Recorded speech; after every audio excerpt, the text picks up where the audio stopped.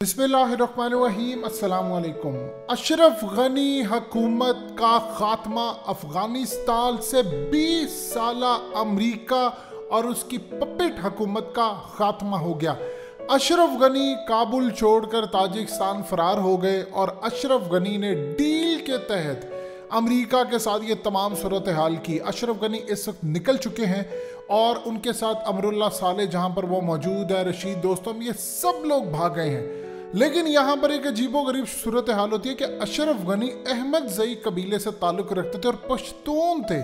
याद रखिएगा, आपको अब असल फ़र्क करना है असल और नकल पश्तून के अंदर। ये लोग जो हैं ये अमेरिका के पपेट और बुज़दिल थे। असल में जो सूरत हाल पैदा हो रही थी, इस वीडियो की अहम डिस्कशन चलती रहेगी, लेकिन इससे पहले आप वीडियो को लाइक करें, हकीकत टीवी को सब्सक्राइब कर लें और बेल आइकन पर ज़रूर क्लिक करें। आपकी स्क्रीन पर दोबारा मनाजिर चल रहे हैं। ये वो मनाजिर हैं जो असल में हेलीकॉप्टर्स आ रहे थे और ये सदारती महल की जानिब थे। मामला ये थे कि अशरफ गनी निकल नहीं रहा था। अमेरिका ने कहा कि अशरफ गनी को कि अगर तुम यहाँ से अब नहीं निकलते तो जिंदा वापस नहीं अब जाओगे, या फिर सदारती महल के अंदर हम तुम्हें अफगान तालिबान के रहमो करम पर छोड़ देंगे, या अगर हमने तुम्हारी अशोरिटी वापस ले ली तो फिर तुम्हारे जहाज को मार दिया जाएगा। इस वक्त अफगान तालिबान का पूरा जो डेलीगेशन था वो अशरफ गनी के साथ राब्ते में था, अमेरिका के साथ राब्ते में था और इसमें पाकिस्तान भी राब्ते में था। ये भी आप जहन में रखिएगा, पाकिस्तान भी राब्ते में था। अमेरिका पाकिस्तान के ज़रिए तमाम मामला अफगान तालिबान के साथ कुछ खुद डायरेक्टली तय कर रहा था, कुछ में पाकिस्तान इन्वॉल्व था और बहुत सारी सूरत हाल में रशिया और चाइना भी इन्वॉल्व था। सो कुल मिलाकर हर तरफ से प्रेशर आ रहा था कि अशरफ गनी रिजाइन करे और निकले यहाँ से। अमेरिका ने 24 घंटे के अंदर अंदर अशरफ गनी को कहा कि अगर तुम नहीं निकलते तो फिर तुम जिंदा नहीं जाओगे, और इसके बाद अशरफ गनी ने यहाँ से निकलने का फैसला किया। अब वो डील क्या लेके गए हैं ये आपने समझना है। अशरफ गनी ने अमेरिका से बहुत सारी चीज़ें मनवाई हैं।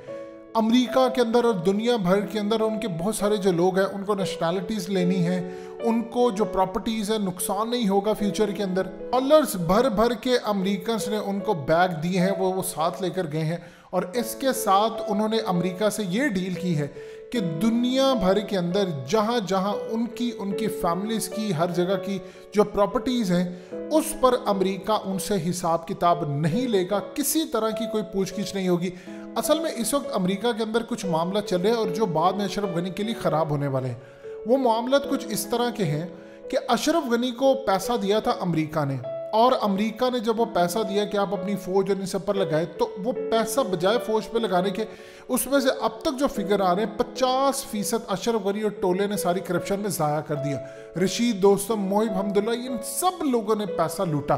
अब हुआ यूँ है कि उससे बना ली है अमेरिका समेत हर जगह प्रॉपर्टी। अब वहाँ पर केस खुल रहे हैं कि ये पैसा इनके पास आया कहाँ, यानी अशरफ गनी के जो भांजे, भतीजे, भतीजियाँ, जो उनके भाई और ये वो तमाम जितने भी उनके रिश्तेदार हैं जिन जिन के नाम पर उसने पैसा रखा, उनसे अब इन्वेस्टिगेशन वहाँ पर शुरू होने वाली है। और FBI अमेरिका के अंदर काम कर रही है, इवन के वहाँ पर इंटेलिजेंस इदारे काम कर रहे हैं, वहाँ पर जो डिपार्टमेंट्स हैं उनके वो देख रहे हैं, और वो तमाम की तमाम इस इन्वेस्टिगेशन के ऊपर जो काम चल रहा है, अमेरिका से अश्योरिटी ली है अशरफ गनी ने कि इस चीज़ पर किसी सूरत काम नहीं किया जाएगा।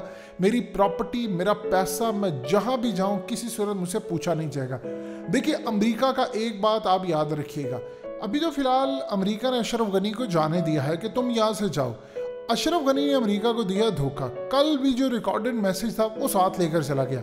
अब इस पूरे खेल में अमेरिका को इस वक्त तकलीफ ये है कि मामला हो रहे हैं मजीद ख़राब। यानी आप देख लें, अफगान तालिबान को उन्होंने कितनी रोकने की कोशिश की, वो नहीं रुके। इस वक्त अफगान तालिबान स्ट्रीट्स पर आ चुके हैं, काबुल में दाखिल हो चुके हैं और वो जाकर सिक्योरिटी संभाल रहे हैं। अशरफ गनी ने कहा था मैं किसी सूरत नहीं जाऊंगा जब तक अमेरिका से डील फाइनलाइज नहीं होगी। फैसला उसने कर लिया था, मैसेज भी उसने रिकॉर्ड करवा दिया था। अब पीछे जो प्रेशर आ रहा था उसमें इंडिया से सबसे बड़ी डेवलपमेंट आई है कि अशरफ गनी ने इंडिया पूछा कि अगर वो इंडिया आए तो क्या उनको रखा जाएगा। इंडिया की जानिब से अशरफ गनी को इनकार कर दिया गया। देखिए, हारे हुए घोड़े से कोई भी कोई उम्मीद नहीं रखता और हारे हुए घोड़े पर कोई भी पैसा नहीं लगाता। अशरफ गनी इस वक्त पिटा हुआ मोहरा है। ना अमेरिका को उसकी ज़रूरत है, ना इंडिया को ज़रूरत है, और ना ही ताजिक उज़्बेक, किसी को भी उनकी ज़रूरत नहीं है। अब पूरे का पूरा अफगानिस्तान इस वक्त कैप्चर हो चुका। आप अंदाज़ा कर लीजिए, इंडिया से रब्ता किया, इंडिया की जानिब से कोई यानी मशवरे के लिए भी इंडिया उसका फ़ोन उठाने के लिए तैयार नहीं था। तो इस पूरे खेल के अंदर अशरफ गनी ने जो गेन किया वो है पैसा। अमेरिका यहाँ पर ये चाह रहा है, अब जो अफगान तालिबान इक़्तिदार में है, अब चूंकि अशरफ गनी यहाँ पर चला गया है और वहाँ पर जाकर आप देखिएगा अशरफ गनी अब किस तरह बयानात देगा, क्या मामला करेगा। अमेरिका ने अशरफ गनी के साथ जो डील फाइनलाइज की है उसमें ये चीज़ शामिल है कि अशरफ गनी जाकर अपना मुंह नहीं खोलेगा, यानी कोई ऐसी बात नहीं होगी क्योंकि वो अमेरिका के खिलाफ है। इस बदले में अशरफ गनी को ये तमाम फैसिलिटीज दी गई हैं। अगर अशरफ गनी जाकर कहता है कि अमेरिका यहाँ से शिकस्त खा कर गया, अमेरिका ने ये किया, अमेरिका ने वो किया, तो इनके लिए मामला खराब होंगे। अब ये चाह रहे हैं कि अफगान तालिबान इस वक्त जंग रोकें, जंग रोकने के बाद वो टेबल पर आए और आकर बातचीत करें। अब जो मर्जी कर ले, अब असल में खेल शुरू होने वाला है। सही मायनों में बड़ा खेल है, वो है पाकिस्तान का, चाइना का और रशिया का। असल में जो पहले मामलात होते थे वो होते थे इस्लामाबाद हो रहे हैं, कहीं हो रहे हैं। अब अफगानिस्तान की जो हुक्मरान है वो अफगान तालिबान है। अब वो जो भी मामलात करेंगे वो सदारती महल में करेंगे, वो किसी को भी बुलाएंगे, वो कहेंगे आओ अफगानिस्तान आओ, यहाँ पर बैठ कर डील करो। पहले तो उनका कोई ठिकाना नहीं था, अब तो उनके पास सारी चीज़ें हैं। यानी अब जो भी मामलात होने हैं उसमें पलड़ा जो भारी होगा वो अमेरिकन का नहीं होगा, वो चाइना का होगा, रशिया का होगा, पाकिस्तान का होगा। फिर जाकर सूरत हाल आपके सामने आएगी कि इस वक्त स्मूथ लाइन क्या चल रही है। अशरफ गनी तब तक चुप रहेगा जब तक अमेरिका उसको पैसा देता रहेगा, उसकी प्रॉपर्टीज़ को नहीं छेड़ेगा। और अमेरिका के लिए अशरफ गनी को निकाल कर कोई ऐसी सूरत हाल पैदा करना है जहाँ पर आपको ये खबर मिले कि अशरफ गनी कज़ाए इलाही से दुनिया से रुखसत हो गए हैं और अशरफ गनी कोई तबई मामला उनके साथ हुआ है। अमेरिका ये अब चाहता, उसकी रीज़न क्या है? देखिए, अगर वो यहाँ पर कोई खून खराबे कुछ करके देगा, इस वक्त कुछ भी बुरा हो, कुछ भी बुरा हो, वो अमेरिका के खाते में जा रहा है, और कुछ भी अच्छा जो हो रहा है वो अशरफ गनी या अमेरिका या उसके इत्तेहादियों के खाते में नहीं जा रहा, वो सीधा अफगान तालिबान के खाते में जा रहा है। कभी आपने सोचा था कि BBC ये बैठकर बात करेगा कि अफगान तालिबान ने सिखाया है दुनिया को कि आप जंग सिर्फ बहादुरी की बिना के ऊपर जीत सकते हैं। यानी आपने कोई भी जंग जीती है, आपके पास असलहा है या नहीं है, लेकिन अगर आपके पास विल पावर है, आपके पास बहादुरी है, तो आप सुपर पावर को भी शिकस्त दे सकते हैं। उधर आप देख ले पेंटागन के स्पोक्स पर्सन, उन्होंने भी ये बात कह दी। उन्होंने कहा कि हमें कभी अंदाज़ा नहीं था कि अशरफ गनी हुकूमत और इनके जो भी फौज और इत्तेहादी और तमाम लोग हैं वो इतनी जल्दी हथियार डाल देंगे। अगर हमें पता होता तो हम अपनी स्ट्रेटजी डिफरेंट रखते हैं।